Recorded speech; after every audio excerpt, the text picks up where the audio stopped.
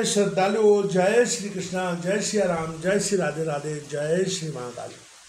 इस प्रवचन में आपको श्रवण कराएंगे सत्यव्रत का त्रिशंकु नाम होने का कारण, भगवती की कृपा से सत्यव्रत की शाप मुक्ति, सत्यव्रत का सदैव स्वर्ग जाने का आग्रह, वशिष्ठ के द्वारा सत्यव्रत को श्राप, हरिश्चंद्र की कथा का प्रारंभ।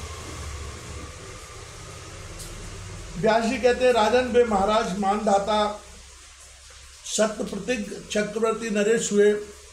संपूर्ण भूमंडल पर उनकी विजय पताका फहरा रही थी। उनके डर से लुटेरे और डाकू पर्वतों की गुफा में जा छिपे थे। इसी अभिप्राय से इंद्र ने उन्हें त्रसद दस्यु नाम से विख्यात कर दिया। मानधाता की धर्मपत्नी का नाम बिंदुमती था। ये शशुबिंद की लाडली पुत्री थी। ये पतिव्रता, परम सुंदरी एवं सभी शुभ लक्षणों से संपन्न थी। राजन मानधाता ने बिंदुमती के गर्भ से 2 पुत्र उत्पन्न किए। एक पुत्र पुरुकुत्स नाम से परम प्रसिद्ध हुए और दूसरे का नाम मुचकुंद पड़ा। पुरुकुत्स से परम धार्मिक पुत्र अरंड का जन्म हुआ। ये राजकुमार पिता के अनन्य भक्त थे। इनके पुत्र का नाम बृहदश हुआ। बृहदश के धर्मात्मा एवं परमार्थ ज्ञानी पुत्र हर्यश हुए। हर्यश के त्रिधन्वा और त्रिधन्वा के अरुण हुए। अरुण का पुत्र सत्यव्रत नाम से प्रसिद्ध हुआ। उसके पास अटूट संपत्ति थी। वह स्वेच्छाचारी, कामी, मूर्ख और अत्यंत लोभी निकल गया। उस नीच राजकुमार को एक अपराध के कारण पिताजी ने घर से निकाल दिया। फिर अन्य अपराधों के कारण वशिष्ठ जी ने उसको यह शाप दे दिया कि भूमंडल पर तेरी त्रिशंकु नाम से प्रसिद्धि होगी। तू संपूर्ण प्राणियों को अपना पैशाचिक रूप ही दिखा सकेगा। व्यास जी कहते हैं, राजन इस प्रकार वशिष्ठ जी के द्वारा शापग्रस्त होने पर सत्यव्रत ने कठिन तपस्या आरंभ कर दी। किसी एक मुनि पुत्र ने उसे श्रेष्ठ मंत्र बता दिया। परम कल्याण स्वरूपणी प्रकृतिमयी भगवती जगदम्बा का ध्यान करते हुए उस मंत्र का जप करने लगा। राजा जन्मेजय ने कहा, महामते, वशिष्ठ जी के शाप दे देने पर वह राजकुमार त्रिशंकु शाप से कैसे मुक्त हुआ, यह प्रसंग मुझे बताने की कृपा करें। व्यास जी बोले, राजन, शाप के कारण सत्यव्रत में पिशाच के सभी लक्षण आ गए थे, परंतु उसने भगवती की आराधना आरंभ कर दी। एक समय की बात है कि सत्यव्रत नवाक्षर मंत्र का जब समाप्त करके हवन कराने के लिए विप्रों के पास गया और भक्तिपूर्वक उन्हें प्रणाम कर कहने लगा, भूदेवों, मैं आपकी शरण में आया हूँ, आप लोग मेरी बात सुनिए। इस समय आप सभी महानुभाव मेरे यज्ञ में ऋत्विज होने की कृपा कीजिए। आप लोग वेद के ज्ञाता एवं परम कृपालु हैं। कार्य में सफलता होने के लिए विधि पूर्वक जप के दशांत हवन की व्यवस्था आप पर निर्भर है। वेदज्ञ शिरोमणि विप्रो, मेरा नाम सत्यव्रत है। मैं एक राजकुमार हूँ। मैं सम्यक प्रकार से सुखी हो जाऊँ, ये तदर्थ मेरे इस कार्य का संपादन आप लोगों को करना चाहिए।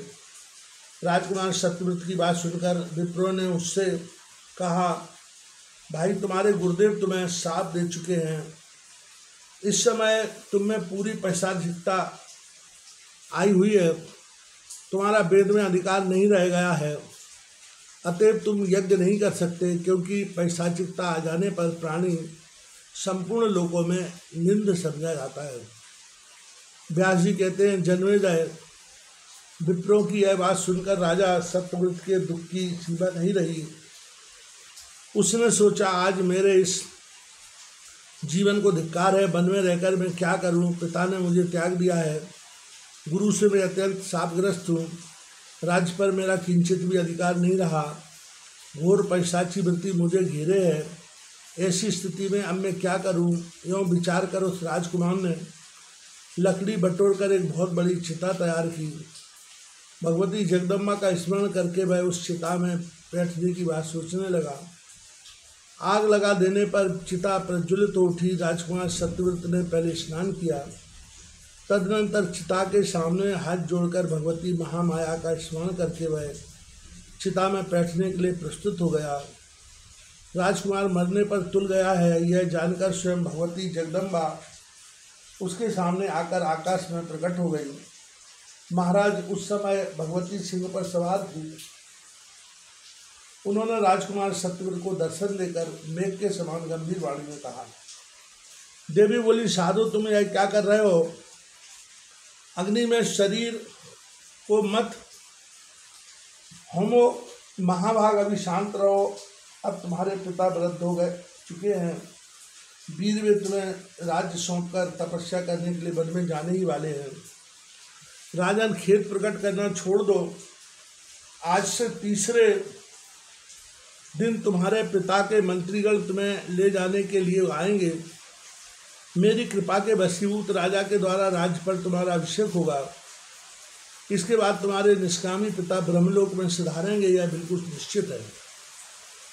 व्यास जी कहते, राजन इस प्रकार सत्यव्रत से कहकर भगवती वही अंतर ध्यान हो गई। राजकुमार जो चिता में जलने के लिए तैयार था रुक गया। उसी समय महात्मा नारद जी अयोध्या में पधारे। उन्होंने आदि से अंत तक सारी बातें राजा को कह सुनाई। जब उन महात्मा नरेश ने सुना कि पुत्र इस प्रकार मरने को तैयार है, तब उनके मन में बड़ी गिलानी हुई। वे तरह तरह की बातें सोचने लगे। फिर महाराज अरुण ने मंत्रियों से कहा, आप लोग मेरे पुत्र सत्यव्रत के अनुपम कार्य से पूर्ण परिचित हैं, पर उस बुद्धिमान पुत्र को मैंने वन में जाने की आज्ञा दे दी थी। यद्यपि परमार्थ की अच्छी जानकारी रखने वाला वह पुत्र राज्य का अधिकारी था, फिर भी मेरी आज्ञा से वह तुरंत जंगल में चला गया। मुझे पता लगा है कि मेरा वह क्षमाशील कुमार अभी उस जंगल में ही निर्धन होकर कालक्षेप कर रहा है।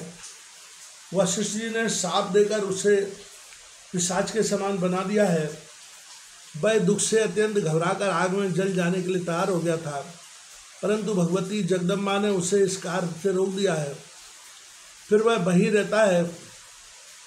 अतएव आप लोग शीघ्र जाइए और मेरे उस पुत्र को आश्वासन देकर तुरंत यहाँ लाने का प्रयत्न कीजिए। मेरा वह औरस पुत्र प्रजा की रक्षा करने में पूर्ण कुशल है।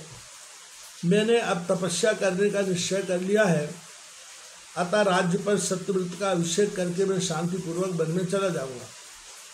यूँ कहकर राजा अरुण ने मंत्रियों को भेज दिया। उस समय राजकुमार को लाने की ही उन्हें धुन लगी थी। उनके मन में सत्यव्रत के प्रति अपार प्रेम उमड़ रहा था। तदनंतर मंत्रीगण गए और उन्होंने राजकुमार महात्मा सत्यव्रत को आश्वासन देकर सम्मानपूर्वक अयोध्या में लाकर उपस्थित कर दिया। राजा अरुण ने देखा सत्यव्रत अत्यंत दुर्बल हो गया है। उसके शरीर पर मैले कुचले वस्त्र हैं, बड़े हुए केसों की जटा बंध गई है। वह अति चिंतातुर और भयंकर जान पड़ता है। फिर तो राजा ने सोचा, मैंने इस पुत्र को वनवासी बनाकर कितना निष्ठुर कर्म कर डाला। धर्म को निश्चित रूप से जानते हुए भी मैंने इस विद्वान एवं राज्य के अधिकारी पुत्र की यह दुर्दशा कर डाली। राजा ने इस प्रकार मन ही मन सोचने के पश्चात महाराज अरुण ने राजकुमार सत्यव्रत को हृदय से चिपका लिया। सम्यक प्रकार से आश्वासन देकर उसे अपने पास ही एक आसन पर बिठाया। जब राजकुमार बैठ गया, तब नीति शास्त्र के पारगामी विद्वान राजा अरुण प्रेम पूर्वक उससे गदगद वाणी से कहने लगे। राजा अरुण ने कहा, पुत्र तुम्हारी वृद्धि धर्म में अटल रहे। तुम्हें बड़ों का सदा सम्मान करना चाहिए। न्यायपूर्वक मिले हुए धन को ही अपने खजाने में रखना चाहिए।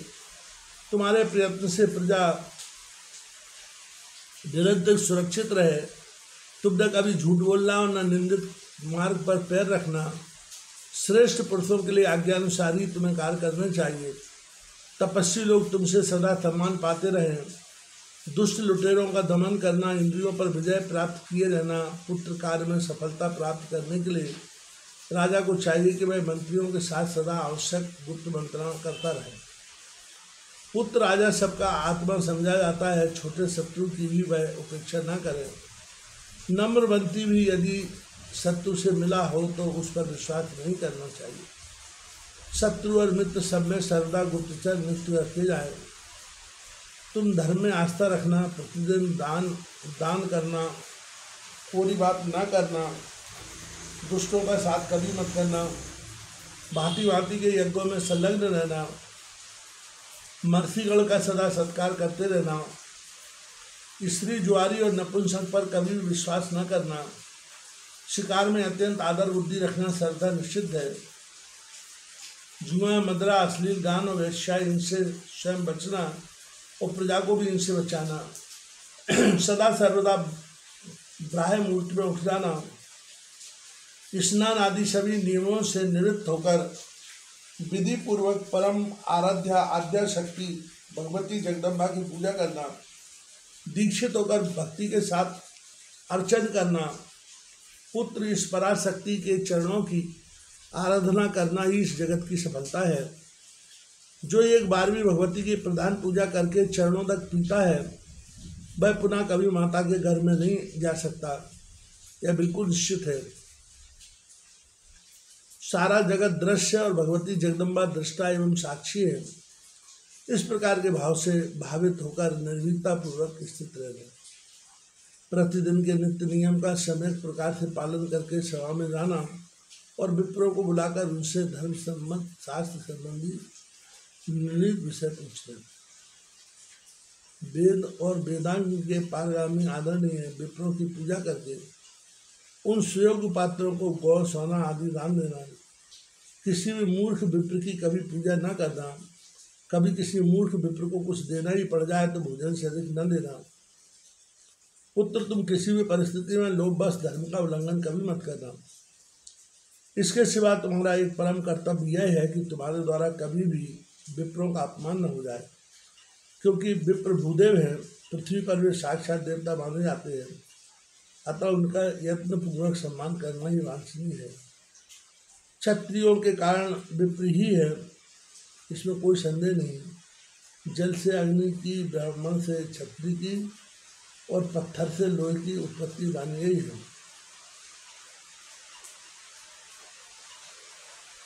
इनका सर्वव्यापी तेज अपनी योनि में ही शांत होता है। अतएव कल्याण की इच्छा रखने वाले राजा को चाहिए कि वह विशेष रूप से विनयपूर्वक दान देकर विप्रों का सत्कार करे, धर्मशास्त्र के अनुसार सदा दंड नीति का व्यवहार करे, न्याय से प्राप्त हुए धन का ही संग्रह करे। व्यास जी कहते हैं, राजन, इस प्रकार पिता के समझाने पर राजकुमार शंकु ने हाथ जोड़कर प्रेम पूर्वक गदगद वाणी में पिता से कहा, बहुत ठीक है पिताजी, मैं ऐसा ही करूँगा। फिर महाराज अरुण ने वेद एवं शास्त्र के पारगामी मंत्रज्ञ विप्रों को बुलाया, अभिषेक की सारी सामग्रियाँ एकत्रित कराई, संपूर्ण तीर्थों का जल मंगवाया, मंत्रिमंडल और सभी सामंत नरेश आमंत्रित हुए। शुभ मुहूर्त में राजा ने अपने उस कुमार को विधि विधान के साथ श्रेष्ठ राज्यासन पर आरूढ़ कर दिया, क्यों पिता अरुण ने पुत्र के शंकु का विधिवत राज्याभिषेक करके अपनी धर्मपत्नी के साथ पवित्र वानप्रस्थों में प्रवेश किया।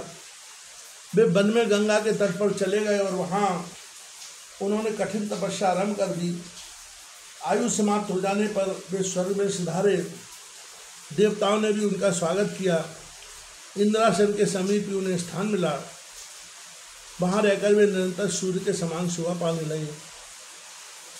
राजा जन्मेजय ने कहा, प्रभु आप अभी कथा के प्रसंग में बता चुके हैं कि गुरुदेव वशिष्ठ ने अत्यंत कुपित होकर सत्यव्रत को शाप दे दिया।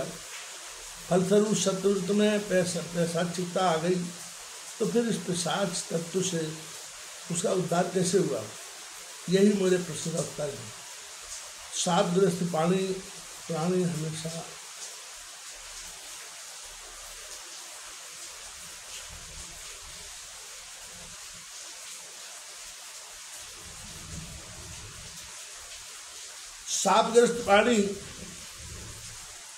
सिंहासन पर बैठने का अनधिकारी हो जाता है। सत्यव्रत से दूसरा कौन ऐसा उत्तम कर्म बन गया जिसके कारण उसे शाप मुक्त करने में मुनिवर वशिष्ठ तैयार हो गए। विप्र से आप शाप से मुक्त होने का कारण बताने के साथ ही कृपा पूर्वक यह भी स्पष्ट करें कि ऐसी नित्य प्रकृति वाले पुत्र की पिता ने अपने पास फिर क्यों सम्मान पूर्वक बुला लिया। व्यास जी कहते हैं, राजन वशिष्ठ का साप लगते ही सत्यव्रत में पिशाच के सभी लक्षण आ गए। वह अत्यंत दुर्धर्ष महान कुरूप एवं संपूर्ण प्राणियों के लिए भयप्रद हो गया, परंतु उसने भगवती जगदम्बा की भक्ति पूर्वक आराधना आरंभ कर दी। राजन देवी के प्रसन्न होते ही